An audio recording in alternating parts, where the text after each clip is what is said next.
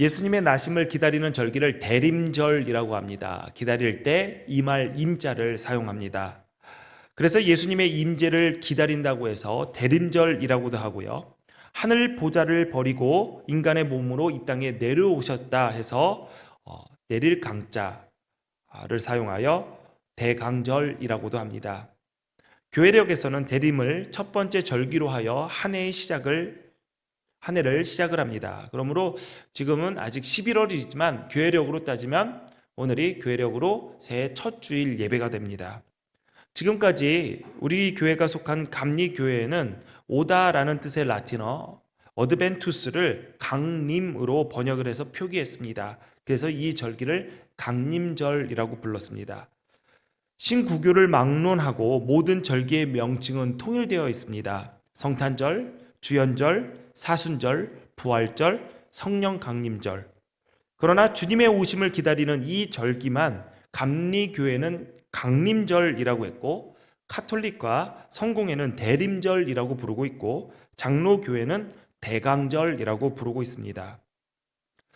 감리교회는 강림절이라고 불렀는데 올해부터 이 절기를 강림절이라고 하지 않고 대림절로 부르기로 했다고 이번 주에 알려왔습니다.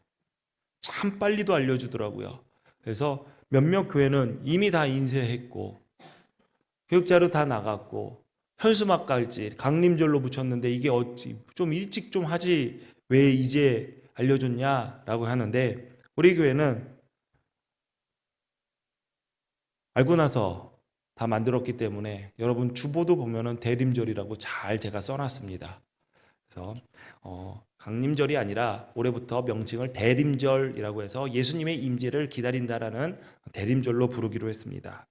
왜 강림절이라는 그 절기 이름을 바꾸었나라는 이유 중에 가장 큰 거는 강림절이라는 이름에는 그리스도의 내려오심만 드러나고 있고 기다림이라는 교회의 응답이 빠져 있다라는 지적이 계속 있어 왔기 때문이죠. 예수님의 오심을 기다리는 우리의 응답이 이 절기에 필요하다라는 것입니다. 그래서 여러분들 대림절이라는 단어가 좀 생소하시더라도 혹시 여기에서 성공회나 카톨릭에서 오신 분들은 뭐 편하게 들으셨던 단어일지 모르겠지만 감리교에서도 대림절이라고 이 절기의 명칭을 변경했다는 것을 알려드립니다. 대강절이나 강림절이나 대림절이나 여러분 중요한 것은 예수님의 오심이고 기다리는 우리의 자세입니다. 그리스도의 오심을 기다리는 이 절기를 살아가는 것, 이것이 그리스도인의 자세라는 것이죠. 기다리는 것은 힘든 일입니다. 그러나 기다림 없이 이루어지는 일은 하나도 없습니다. 기다림 속에서 바라던 것들이 성취되어지는 것을 보고 그 끝에 찾아오는 기쁨이 있기 때문에 우리는 기대하면서 기다릴 수 있는 것이죠. 주님을 기다리는 이 절기에 우리의 삶이 하늘의 평강과 기쁨이 가득 차기를 바랍니다. 예수님의 나심에 대한 기록이 마태복음과 누가복음에 있습니다. 그런데 이 두 복음서에서 전하는 예수님의 나심에 대한 내용이 같지는 않습니다. 누가복음은 가브리엘 천사가 나사렛에 살던 마리아에게 나타나서 태어날 아기에 대해 전하는 장면으로 시작이 됩니다.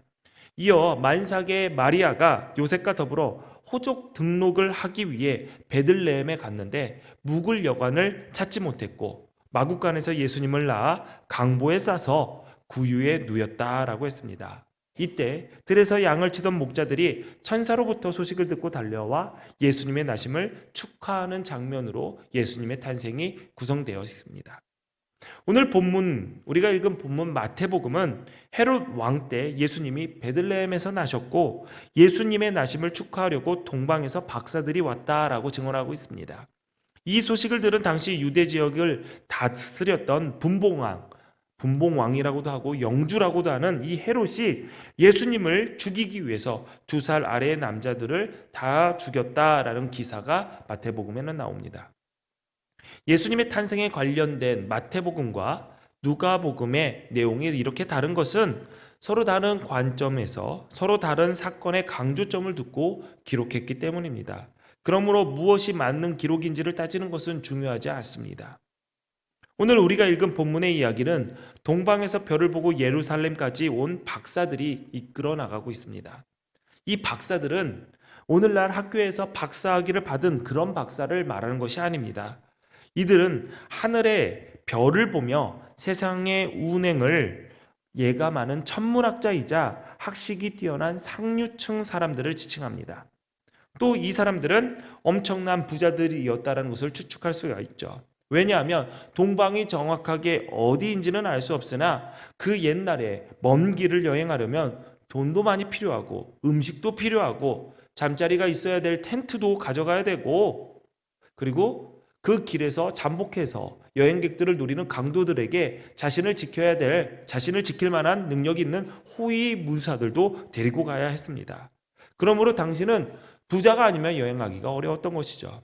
또 당시에 황금, 유향, 몰약 등 귀한 예물을 가지고 여행한 것으로 보면 이들이 재력이 있다는 것을 알 수가 있습니다. 동방박사들은 몇 명일까요? 얘나야, 동방박사는 몇 명일까? 3명, 4명일 수도 있지 않을까요? 동방박사가 3명이다. 여러분 다 아시는 내용이죠? 처음 알으셨어요? 얘 동방박사가 3명이랍니다. 우리 예나가 그렇게 얘기하고 있습니다. 근데 성경은 어느 곳에 봐도 동방박사는 3명이라는 곳이 나와 있지 않습니다. 동방박사가 예수님께 드린 예물이 3개일 뿐입니다. 3종류일 뿐이죠. 그런데 왜 우리는 다 동방박사가 3명으로 알고 있을까요? 이유는 간단합니다. 연극 때문입니다. 왜냐하면은 동방박사 드리라고 했으니까 2명이 하나는 2개를 들고 하나는 하나를 들고 이렇게 드리기는 좀 그러니까 그때부터 애들을 3명씩 세웠어요. 황금 든 애들, 모략 든 애들, 유향 든 애들. 그러니까 동방박사는 3명이에요. 왜? 대사가 있잖아요. 저는 태어나신 아기 예수님께 황금을 예물로 드립니다 하고 딱 한 명이 갖다 내고, 저는 유향을 드립니다, 저는 몰약을 드립니다. 그래서 이렇게 3명이에요. 근데 3명이라는 것은 나와 있지가 않습니다. 100명일 수도 있고요, 200명일 수도 있죠. 그냥 드리라고 했기 때문에 한 명이 아니라는 것은 확실한 겁니다. 그래서 제가 교회학교에서 일부 예배 때 얘기를 했습니다. 혹시 여러분들이 동방박사가 나오는 연극을 하게 된다면 동방박사를 굳이 3명만 하지 말아라. 왜냐하면 나 동방박사 하고 싶은데 울고불고 별 시키거나 그냥 옆에 따라가는 양 시키거나 이러지 말고 동방박사는 3명이 아니다, 그냥 우르르 하고 싶으면 다 시켜라 라고 얘기했던 것도 기억이 납니다. 여러분, 동방박사가 3명이든 4명이든 2명이든 어찌됐든 동방에서 별을 봤던 그 천문학자들이, 그 박사들이 예루살렘에 도착했습니다. 그러면서 그 예루살렘 지역을 다스리는 헤롯에게 이렇게 얘기합니다. 유대인의 왕이 나셨다는데 그가 어디에 있습니까? 그러니까 헤롯이 깜짝 놀란 거죠. 멀쩡히 내가 살아있는데, 그리고 내가 난 아기가 없는데 외지에서 온 사람들이 새로 태어난 왕이 어디 있냐라고 물으니 헤롯은 놀라고 당황을 했을 것입니다. 그래서 헤롯은 야, 이게 무슨 이야기냐라고 알아봤는데 대제사장들과 서기관들을 통해서 유대인의 왕이 베들레헴에 날 것이라는 예언이 있다는 사실을 알게 됩니다. 그래서 헤롯이 동방박사들에게 알려줍니다. 베들레헴에 새로 태어난 왕이 있다. 그리고 한마디를 덧붙입니다. 아기에 대해서 자세히 알아보고 찾거든 내게 고하여 나도 가서 그에게 경배하게 하라. 물론 헤롯의 속셈은 박사들이 예수님을 찾아 알려주면 그 아기를 죽여서 자신의 왕위를 확고하게 하는 것에 있었을 것입니다. 어찌됐든 박사들은 새로운 왕이 베들레헴에 태어날 것이다 라는 예언을 듣고 그곳을 향해 떠났고, 베들레헴에 도착했을 때쯤 동방에서부터 따라왔던 그 별을 다시 발견했습니다. 박사들은 목적지를 비추고 안내하는 그 별을 바라보며 매우 크게 기뻐하고 기뻐하더라 라고 했습니다. 크게 기뻐하고 기뻐했다. 그냥 기뻐한 것이 아니라 아주 크게 매우 기뻐했다라는 것이죠. 이것을 우리들이 자주 사용하는 말로 뭘로 바꾸냐면 오바했다 라고 얘기를 합니다. 영어 성경에는 이 단어를 overjoy라고 했습니다. overjoy. 이렇게 다 알아들으시죠? 예. 오버한 거예요. 이 동방박사들이 너무 기뻐서 성경에 보면은 오버했다라고 얘기를 하고 있습니다. 여러분, 동방박사가 무엇 때문에 그 기쁨이 넘쳐서 오버하며 기뻐했을까요? 누가복음 이야기를 한번 해볼게요. 누가복음을 보면 밤에 양을 지키던 목자들이 있었습니다. 갑자기 천사가 나타나서 이야기를 합니다. 생각해 보십시오. 아무것도 보이지 않고 별빛만 보이는 그 깜깜한 밤에 사람 하나만 지나가도 놀라갈 텐데 천사가 나타나서 얘기를 한다니 이 목자들이 얼마나 무서웠겠습니까? 그때 천사가 목자에게 이렇게 얘기를 합니다. 무서워하지 말아라. 내가 온 백성에게 미칠 큰 기쁨의 좋은 소식을 너희에게 전하노라. 그러면서 예수님의 탄생을 이야기합니다. 목자들은 천사들에게 이 큰 기쁨의 소식을 듣고 예수님을 찾아 서둘러 떠났습니다. 예수님의 탄생 소식은 많이 배우고 부유했을 것으로 여겨지는 당시의 동방 박사들에게도 기쁨이었고, 당시 배우지 못하고 부유하지 못했을 것으로 여겨지는 목자들에게도 기쁨의 소식이었습니다. 그 기쁨의 소식은 2000여 년이 지난 지금 예수 믿는 우리들에게도 큰 기쁨의 소식입니다. 큰 기쁨의 소식입니다. 여러분, 예수님의 소식은 우리에게 기쁜 소식이자 복된 소식입니다. 자, 여러분 행복하십니까? 그닥 그렇게 행복하지는 않고 그럭저럭 행복한 것 같아요. 예. 여러분, 행복해지기 위해서 무엇이 필요하다라고 생각하십니까? 지금 딱 떠오르는 게 뭘까요? 네. 그렇죠. 우리 주님이죠. 예, 웃으신 분들은 우리 주님은 안중에도 없었던 거죠. 제가 많은 사람들하고 목회 상담을 하고 또한 교육을 하면서 제가 딱 물어보는 게 이겁니다. 지금 행복하세요? 행복하려면 뭐가 필요하다고 생각하세요? 그거를 꼭 물어봅니다. 100이면 100, 열의 9은 이렇게 얘기합니다. 행복하려면 일단 뭐가 필요하죠? 예. 좀 풍성하지는 않아도 모자람이 없었으면 좋겠다. 모자라도 그냥 궁색맞게 살지 않았으면 좋겠다. 그래야지 행복할 것 같다. 두 번째는 건강했으면. 건강하지 않으면 행복하지 않는다. 맞습니다. 돈과 건강, 이것이 무너지면 사실은 행복하기 어렵죠. 근데 바꿔 생각하면 이것이 지금 이 시대를 살아가는 우리의 가장 큰 우상이 될 수 있다는 사실도 우리는 잊지 말아야 됩니다. 여러분, 행복하기 위해서 필요한 것들이 여러 가지 생각이 될 겁니다. 그런데 미국의 심리학협회 회장을 지냈던 펜실베니아 대학의 마틴 실리그만 박사는 행복을 위해서 5가지 요소를 이야기했습니다. 첫 번째 뭐냐면 기쁨입니다. 맞죠?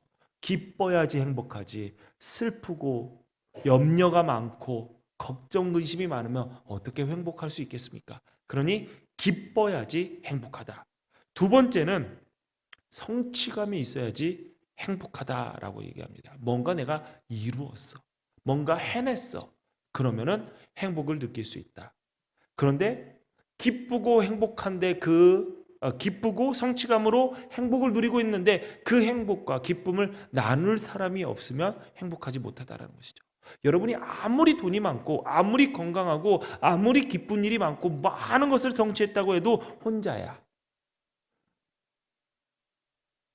아침부터 저녁까지 아무도 자기를 알아주지 않고 같이 밥 먹을 사람, 커피 한 잔 마실 사람이 주변에 아무도 없는데 어떻게 행복할 수 있겠습니까? 그러니 건강한 인간관계를 갖는 것이 행복의 조건이다라고 얘기하죠. 네 번째는 참여입니다. 내가 어느 소속된 단체에 참여하고 소속감이 있고 그리고 그 단체가 하는 일에 동참할 수 있는 것이 나에게 행복을 가져다 준다라고 얘기를 합니다. 여러분은 천안기둥교회 소속 교인입니다. 맞으시죠? 별로 행복하시지 않을. 내가 기둥교회 교인이라는 게 굉장히 행복하십니까? 아유, 감사합니다. 저도 기둥교회 담임 목사라서 너무나도 행복합니다. 내가 소속되어 있는 단체가 있고 거기에서 내가 함께 할 수 있는 일이 있다면 나는 행복을 느끼는 거예요. 그래서 새복송 찬양제가 그냥 있는 게 아니에요. 그렇죠? 내가 지금 참여를 못하면 나는 행복해질 일이 없는 거야. 그렇게 생각하셔야 돼요. 그래서 아직까지 내 이름이 없다. 그러면은 얼른 사무실의 간사님들이나 얘기 좀 하세요. 나 이름 빠졌다. 아니다. 이름 빠졌어도 뭘 이름 매번 이름 빠진 사람이 좀 있어가지고 매번 출력을 해서 다시 붙이고 붙이는데 귀찮다. 그냥 내가 이름 쓰는 거예요. 내 이름이 없으면은 딱 보니까 여기가 제일 잘할 것 같다. 거기에다 쓰세요. 쓰세요. 이름이 만약에 없으면. 네. 없죠? 신우스 성도님 없죠? 제가 쓸까요? 본인이 직접 쓰실래요? 네, 본인이 직접 쓰시겠다고 합니다. 참여를 해야 돼요. 내가 무언가를 함께하고 내 소속된 공동체에서 무언가를 하는 일에 참여가 있어야지 행복을 느낀다는 거예요. 마지막으로 의미 있는 삶. 그렇죠. 내 삶에 의미가 없으면 나는 행복해질 수가 없어요. 자, 이 5가지 행복의 요인 중에서 가장 먼저 기록된 것이 거론된 것이 기쁨입니다. 맞습니다. 사람은 기뻐야지 행복합니다. 아무리 많은 것을 소유해도 기쁨이 없으면 행복하지 않습니다. 아무리 많이 배우고 많은 지식을 가졌다 한들 오히려 번뇌만 깊고 기쁘지 않다면 행복해질 수가 없는 것이죠. 사람은 누구나 기쁘게 살기를 원합니다. 그러나 모두가 기쁘지는 않습니다. 우리가 사는 요즘 세상 풍족하고 편리하지만 만족이 없는 시대입니다. 다양하게 재미난 일들은 많지만 기쁨이 없는 시대이죠. 이런저런 발달로 편안하지만 평안이 없는 시대입니다. 여러분 안마의자 앉아보셨어요? 여러분 집에 안마의자 있는 분도 계실 거예요. 저는 저희 집에 안마의자가 없고요. 저희 집 근처에 마트에 안마의자가 있어요. 그래서 종종 마트에 갈 때 가장 비싼 의자에 앉아요. 조금 100만 원짜리 앉으면은 그냥 괴롭히는 것 같아요. 근데 한 400만 원, 500만 원짜리 앉으면은 무중력 안마라고 눕혀줘요. 그리고 따뜻하게 해주고요. 이렇게 감싸주는 것 같아요. 뒤에서 안아주고 조물조물 하면서 그렇게 아프지도 않아요. 그런데 요즘은 안마의 수준을 넘어서 더 건강하게 만들어주고 더 좋게 해주는 마사지 기계도 있다고 합니다. 그래서 사람의 체형을 이 컴퓨터가 알아서 딱 하고 체크해서 그 사람에 맞게끔 막 아프게 하는 게 있대요. 막 이렇게 막 아프게 하는 게. 저는 없어요. 근데 저희 아내가 잘해줘요. 부러워하시는 것 같아요. 네. 잘 해주기 위해서 얼마나 많은 것을 봉사하고 충성하면은 그거를 해주겠습니까? 예, 세상에는 당연한 게 없고 공짜도 없다라는 거 잊지 마시고요. 요즘 교통 상황에 따라 최적의 경로로 알려주는 내비게이션이 있죠. 여러분 저기 운전할 때 가장 어려운 게 뭐죠? 주행은 쉬워요. 주차가 어려워요. 그래서 요즘 차는 돈만 조금 더 주면은 알아서 주차도 해줘요. 그러니까 주차 못한 거 걱정할 필요 없어요. 그리고 운전 못해도 상관없어요. 나중에는 다 알아서 운전해줘요. 그런 생각도 해요. 비행기 운전할 때 자동으로 운전을 하죠? 맞나요? 강대희님? 보통 다 자동으로 하죠. 전투기 말고요. 민항기는. 네. 아마 차도 이제는 시동 켜고 끄고만 사람이 하고 나머지는 다 하지 않을까 그런 생각이 듭니다. 스마트폰 가지고 별걸 다 할 수 있죠. 제가 어렸을 때만 해도 채널이 KBS 1 to MBC, AFKN 이렇게 4개 있었어요. EBS까지 있었구나. 그러다가 제가 어렸을 때 중학교, 고등학교 그때쯤 SBS 서울 방송이 또 어린애들은 SBS가 서울 방송의 약자라는 걸 지금 알았을지도 몰라요. 서울 방송이 딱 생겨가지고 채널이 하나 더 생기니까 너무 행복한 거예요. 한 개를 더 볼 수가 있어. 근데 지금은 기본 250개 채널이래요. 그러면서 우리 애들이 다 이렇게 돌리면서 그러는데 볼 게 없어. 야, 250개야. 근데 볼 게 없대요. 정말 많은 것들이 제공되는데, 그리고 너무나도 편안한데 사람들의 얼굴에는 기쁨과 평안을 찾을 수가 없게 됩니다. 없습니다. 그렇다면 이 시대를 살아가는 우리는 어디에서 어떻게 만족하고 기쁨을 찾을 수 있을까요? 기쁨이 있어야 하고 평안하고, 기쁨이 있어야 평안한데, 평안해야 기쁨이 있는데 이 평안과 기쁨을 어디서 찾을 수 있을까요? 오늘 본문에 보니까 동방 박사들이 기뻐한 때가 언젠지 보면 알 수 있습니다. 예수님이 나신 곳에 이르렀을 때 그는 기뻐하고 기뻐했습니다. 목자들은 하나님의 사자가 나타나서 무서웠지만 다윗의 동네에 구주가 나셨다라는 큰 기쁨의 소식을 듣고 더 이상 무서워하지 않았습니다. 창세기에 나오는 하나님의 창조 과정은 한마디로 정리하면 기쁨의 창조라고 표현할 수가 있습니다. 하루 단위로 그날 마무리된 하나님의 창조 사역은 이렇게 마무리되고 있습니다. 보시기에 좋았더라. 좋았더라. 하나님의 평가에는 기쁨이 표현되었습니다. 기쁘지 않으면 좋을 수가 없잖아요. 하나님께서 말씀으로 창조한 세상을 보시면서 매일매일 기쁘셨던 겁니다. 그래서 좋았더라. 좋았더라 라고 말씀하신 것이죠. 하나님은 그 멋진 창조 후에 아담과 하와를 만드셨고 그 두 사람을 기쁨이라는 뜻을 가진 에덴 동산에서 살게 하셨습니다. 하나님께서 만드신 최초의 세상은 기쁨의 동산이었습니다. 그러나 하나님과 인간 사이에 죄가 들어와 하나님과 인간의 관계가 무너지자 그 기쁨의 동산에서 기쁨을 누리지 못하게 됐죠. 그들은 기쁨에서 추방당했습니다. 그 빈 자리에는 불안과 근심, 염려와 시기, 질투가 그 기쁨의 자리를 차지하게 된 것이죠.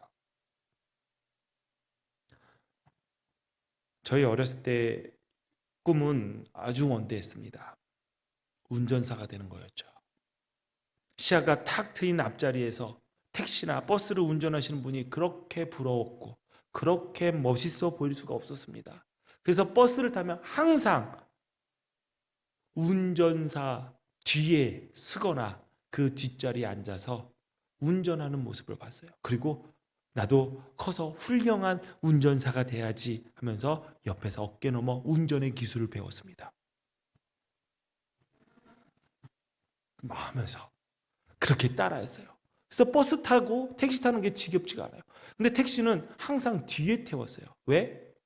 어린이들은 위험하니까 앞자리에 앉으면 안 된대요. 그래서 맨날 뒤에 타다가 어느 날 꿈에도 그리던 택시 운전사 옆자리 조수석에 앉게 될 기회가 생겼습니다. 왜냐면 자리가 모자라서 딱 그런 거죠. 철호는 아빠랑 앞에 타. 할렐루야. 드디어 바라던 꿈이 이루어진 거죠. 딱 앉으니까 정말 명품 차죠. 현대폰이라고. 너무 넓은 거예요. 탁 트여진 시야에 앞으로 막 다가오는 그 풍경이 너무나도 신기했죠. 신세계를 보는 것 같았습니다. 너무 행복했어요. 꿈에도 그리던 그 자리. 앞에 보니까 우주선 같아요. 그래서 이것저것 다 만지고 싶은데 운전에 방해되니까 이쪽은 못 만지고 앞에 있는 글러브 박스를 딱 건들다가 덜컥 하고 그게 빠진 거예요. 열린 거죠. 지금 같았으면 알아서 탁 밀어가지고 딸깍하고 닫았을 텐데 그때는 사고 친 줄 알고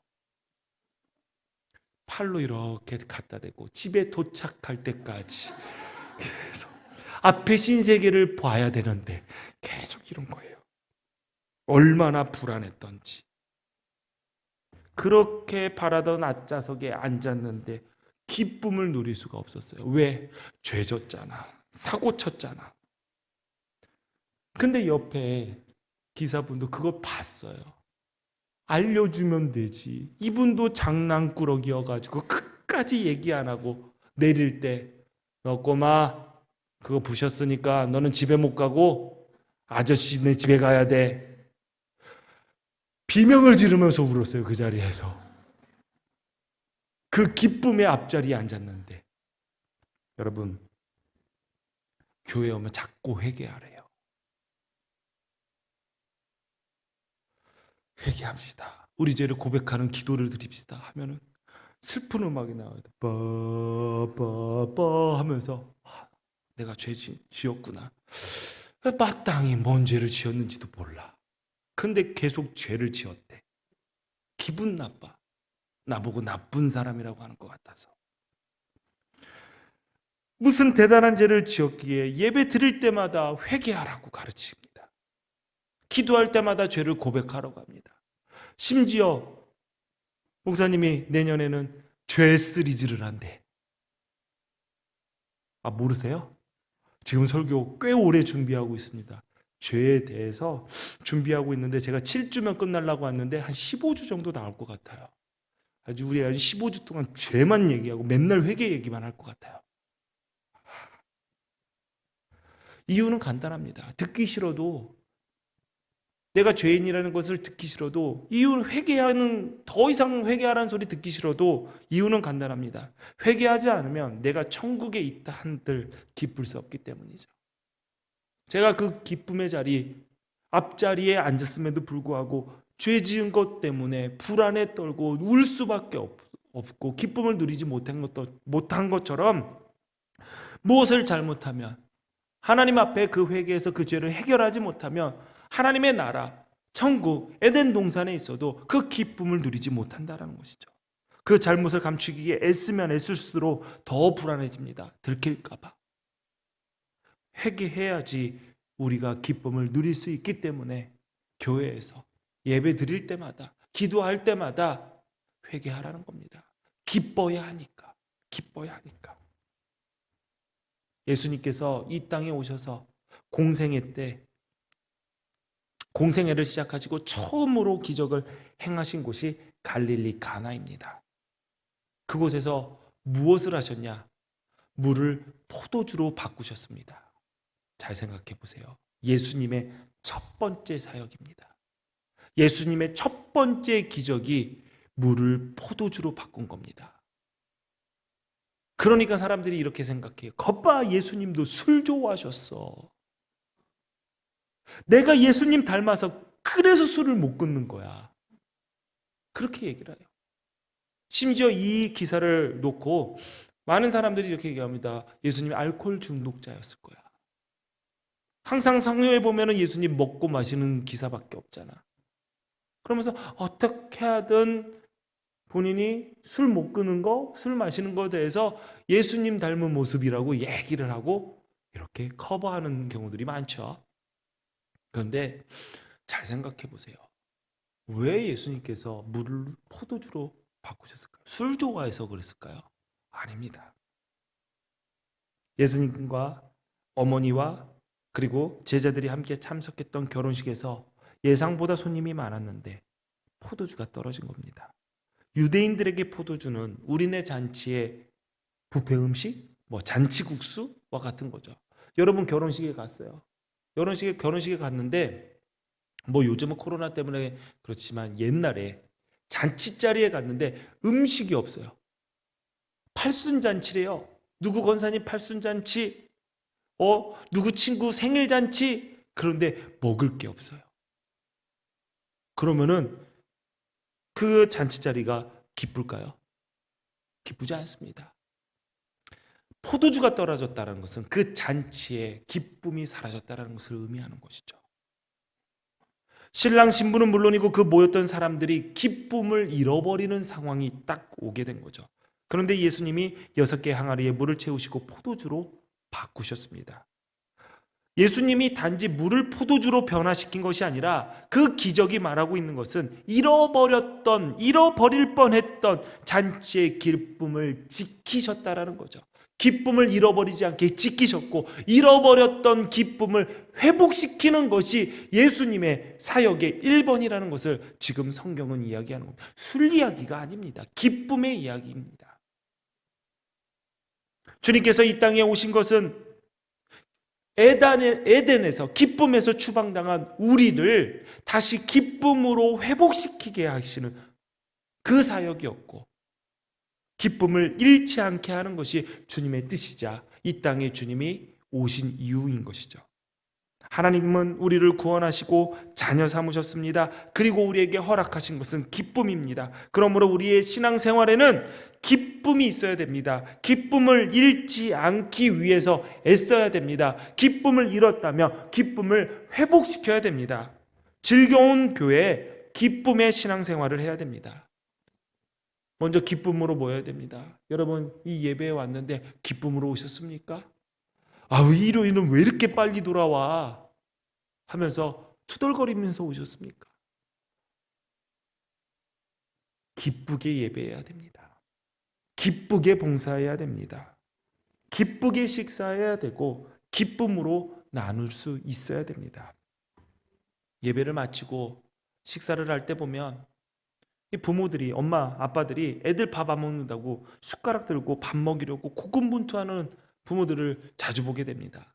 부모의 마음이 어떠한지 저도 모르는 것은 아닙니다. 저도 키가 크고 살이 여기저기에 두툼하게 붙은 큰아들에게는 한 숟갈만 더 먹어라 하지 않습니다. 한 숟갈만 덜 먹어라 라고 얘기를 하죠. 젓가락처럼 가느다란 둘째와 친구들보다 머리 하나 밑으로 내려가 있는 막내에게만 하나만 더 먹어라고 얘기를 합니다. 부모의 마음은 한 숟가락이라도 더 먹어서 건강했으면 하는 것이죠. 그러나 그것보다 더 중요한 것이 있습니다. 우리의 자녀들이 기쁨으로 먹을 수 있게 알려주는 것입니다. 그리고 잘 따져보세요. 얘네들이 우리 늙어서 힘없어졌다고 숟가락 들고 다니면서 엄마 한 숟갈만 더 먹어, 아빠 한 숟갈만 더 먹어, 그럴까요?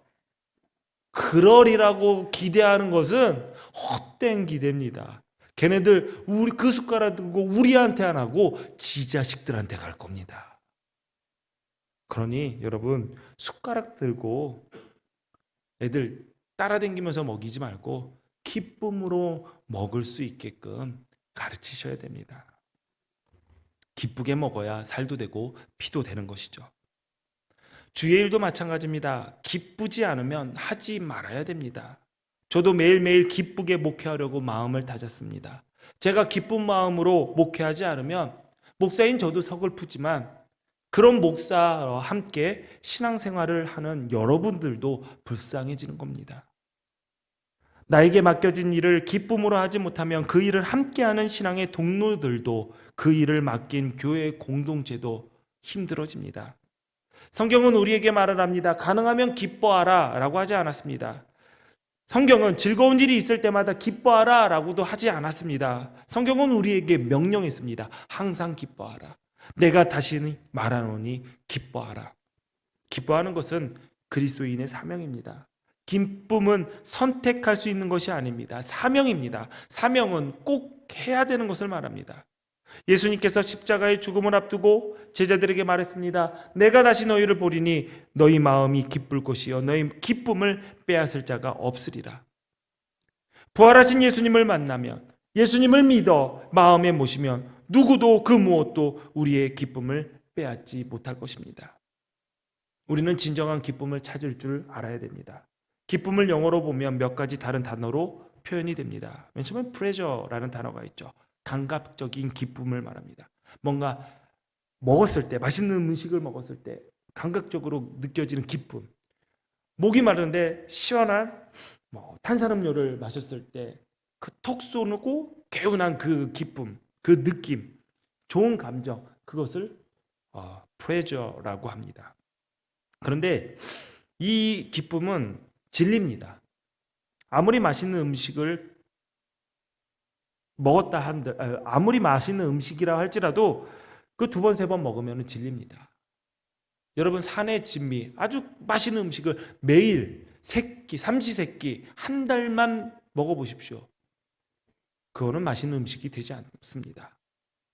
처음에는 이것을 누렸을 때 굉장히 큰 기쁨을 누리지만 그 감각적인 기쁨은 더 큰 자극과 더 큰 기쁨을 요구합니다. 감각을 요구합니다. 그래서 이런 감각적인 기쁨은 더 큰 자극을 요구하기 때문에 늘 다른 것을 찾으러 다니게 마련이죠. 물건을 소유했을 때의 기쁨, 처음에는 작은 것으로 기쁘지만 나중에는 이것으로 기쁘지 않죠. 성적 기쁨도 마찬가지입니다. 약물로 통해서 얻는 몽환적 기쁨도 마찬가지죠. 이런 기쁨을 플레저라고 합니다. 항상 기뻐하라 라는 말은 이 기쁨을 말하는 것은 아닙니다. 두 번째 기쁨은 이제 해피니스, 행복이라고 하는 정신적인 심리적인 기쁨이 있습니다. 심리학자들은 고통이 있고 두려움이 있고 염려가 있으면은 그것을 잊기 위해서 코미디를 많이 봐라, 아니면은 그냥 일부러 웃어라 라고 얘기를 합니다. 그러니까 외부로부터 부정적인 자극이 없게끔 만드는 것, 그래서 편안함을 누리고 감정의 평안함을 누리는 것, 이것을 해피니스, 기쁨이라고 합니다. 그러나 이러한 상황은 좋지 못한 일, 염려스러운 일, 스트레스 상황이 닥치면 그 기쁨이 깨지기 마련인 거죠. 뭔가를 성취했을 때의 기쁨도 마찬가지입니다. 성취했을 때. 저희 아들이 저희 엄마랑 지 엄마랑 얘기를 할 때 이런 얘기를 하더라고요. 저도 전에 들은 얘기인데 이렇게 얘기합니다. 엄마, 연주를 하고 내려오면은 쾌락이 느껴져요. 그러니까 엄마가 아무렇지도 않게 기쁨이겠지, 이렇게 얘기를 하더라고요. 아, 기쁨인가? 근데 그 이야기를 들었던 삼촌이 같은 연주자니까 나 그 쾌락이 뭔 줄 알아 그러더라고요. 기쁨은 아니래요. 음악 하시는 분들, 악기 하시는 분들은 이제 다 웃으시는데 그게 쾌락 있잖아요. 하고 딱 내려왔을 때, 잘 해냈을 때, 그 무대를 내려올 때 그 발걸음, 뭔가 구름을 밟는 듯한 쾌락. 네. 근데 그것도 좋지 못한 일, 염려스러운 일이 닥치면 싹 사라집니다. 조이라는 변함없는 즐거움, 기쁨도 있습니다. 조이. 사람이 바라는 것이 이루어지면 행복하기도 하지만 동시에 불행해지기도 합니다. 여러분, 신랑 신부가 결혼할 때 신부들이 자주 울어요. 왜 울까요? 여러분 생각해 보셨어요? 여러분 결혼하실 때 우셨나요? 저는 그렇게 생각을 합니다. 막 울먹울먹 거리고 막 축가를 하는데 울고, 왜 울까?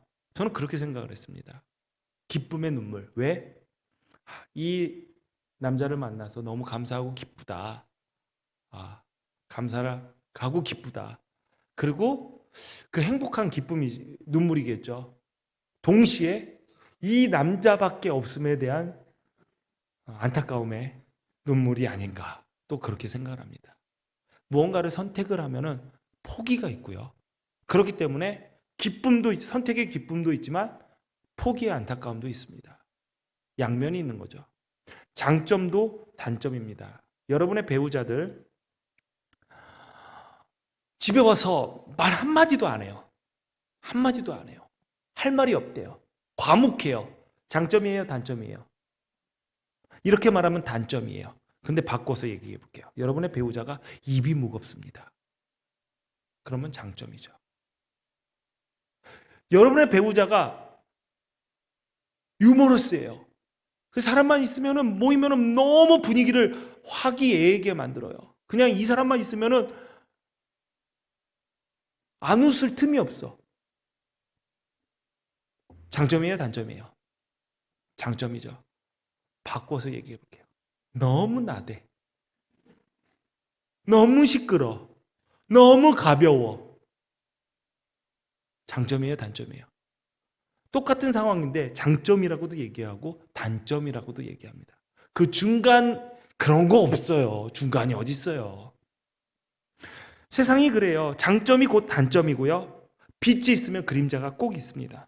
그런데 우리는 이러한 복잡한 세상에서 살아갑니다. 그럼에도 불구하고 기쁘게 살아갈 수 있는 그 기쁨이 조이입니다. 슬프고 힘든 일이 있어도 그것을 다 덮을 만큼 내 안에서 풍족하게 샘솟는 기쁨을 조이라고 하죠. 부자가 지금 당장 돈이 없어요. 지갑에. 부자인데 돈이 없어요. 그러면 지금 불편할 수는 있어요. 그러나 돈 없다고 서글프거나 비굴해지지 않습니다. 왜? 나 있으니까. 천국 소망을 가진 사람은, 하나님을 아버지라고 부르는 사람은, 영원히 사는 기쁨을 가진 사람은 세상의 작은 것, 자잘한 것 신경 안 씁니다. 지금 없으면 조금 불편할 뿐이죠. 그러나 비굴해지거나 서글퍼지지도 않습니다. 왜? 나는 하늘을 소유했으니까. 내 아버지가 하나님이니까. 그 기쁨이 조이입니다. 하나님의 자녀된 기쁨, 멸망치 않고 영생을 얻은 기쁨, 하나님을 아버지라고 부르는 기쁨, 환경 때문에 기쁜 것이 아닙니다. 조건 때문에 기쁜 것이 아닙니다. 구원받은 하나님의 자녀된 천국 백성된 확신이 있기 때문에 우리는 기쁨을 누릴 수 있는 것입니다. 동방 박사들이 예수님께 이르러서 기뻐하고 또 기뻐했던 것처럼, 들판의 목자들이 전사로부터 기쁨의 소식을 들었던 것처럼 주님의 오심이 여러분의 큰 기쁨이 되기를 바랍니다. 우리에게 항상 기뻐할 사명과 더불어 우리가 기쁠 수밖에 없는 이유를 세상에 알리고 동방의 박사를 인도한 별처럼 우리에게 오신 예수님께로 안내할 책임도 우리에게 있음을 잊지 말아야 됩니다. 세상의 거의 모든 사람들이 성탄절이 기독교의 예수님의 생일이라는 것을 알고 있습니다. 안다고 해서, 지식이 있다고 해서 오시는 주님을 영접하고 기뻐하는 것은 아닙니다. 2000년 전에도 그랬습니다. 대제사장들과 서기관들은 예수님이 베들레헴에서 탄생할 것을 알고 있었습니다. 그들은 충분히 동방의 박사들을 예수님께로 인도할 별이 될 수 있는 사람들이었습니다. 그러나 그들은 예수님의 탄생으로 기쁨을 누리지 못했습니다. 그리고 그들 또한 예수님을 영접하지 않았습니다. 그들은 자신이 배워서 알고 있는 하나님의 지식으로 예수님을 죽이려고 했던 헤롯 왕의 앞잡이 노릇만 했을 뿐입니다. 참된 기쁨을 누리지 못하는 그리스도인, 예수님이 이 땅에 오신 기쁨을 전할 수가 없습니다. 여러분, 잊지 마십시오. 우리는 별이 되어야 합니다. 우리는 이 시간도 어두운 밤하늘을 바라보며 진정한 기쁨을 갈망하고 찾고 있는 누군가에게 별이 되어야 합니다. 지금 우리는 사람들을 어디로 인도하고 안내하고 있습니까? 동방의 박사들을 주님께 이끌었던 별처럼 우리도 사람들을 주님께로 인도하는 별이 되어야 합니다. 기쁨의 소식을 전하는 천사와 같은 여러분에게, 기쁨의 자리를 안내하는 별과 같은 우리 기둥교회 성도들에게 우리 기쁨이신 예수님께서 늘 함께하고 계십니다. 기도하겠습니다. 전능하신 하나님, 예수님 때문에 기쁘고 예수님 때문에 기대되는 대림절기에 기쁨의 주인공으로 세워주시니 감사합니다.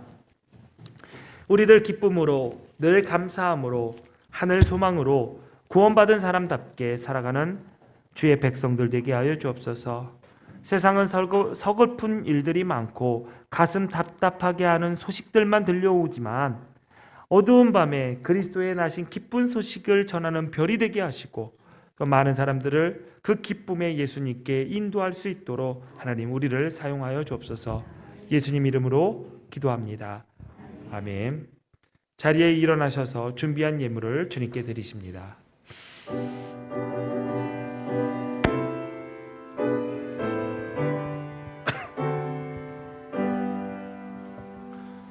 모든 것이 주께로부터 왔으니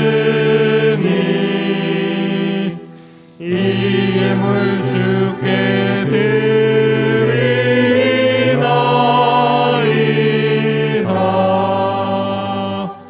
아멘.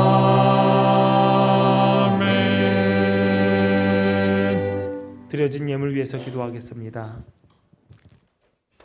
기쁨의 자리에 오면서 빈손으로 오지 않고 구별되이 하나님께 예물을 준비해서 하나님께 올려드립니다. 세상에 살며 얻은 소득을 구별하여 하나님께 드립니다. 주님 기쁘게 받아 주옵소서. 우리의 성도들의 삶, 기쁨의 별이 되어 예수님을 인도하는 그 사명 잘 감당할 수 있도록 늘 때를 따라 돕는 은혜로 함께하여 주시고 그들의 생의 순간순간마다 감사의 고백과 헌신이 식지 않게 하시고 주님이 오시는 길을 기쁨으로 준비하는 삶을 살아가게 하여 주옵소서. 이 예물을 맡아 사용하는 기둥교회도 함께하여 주셔서 인간의 생각과 욕심이 아닌 하나님의 뜻을 이루는 일에 지혜롭게 사용할 수 있도록 이끌어 주옵소서. 우리 주님 예수 그리스도의 이름으로 기도하옵나이다. 아멘.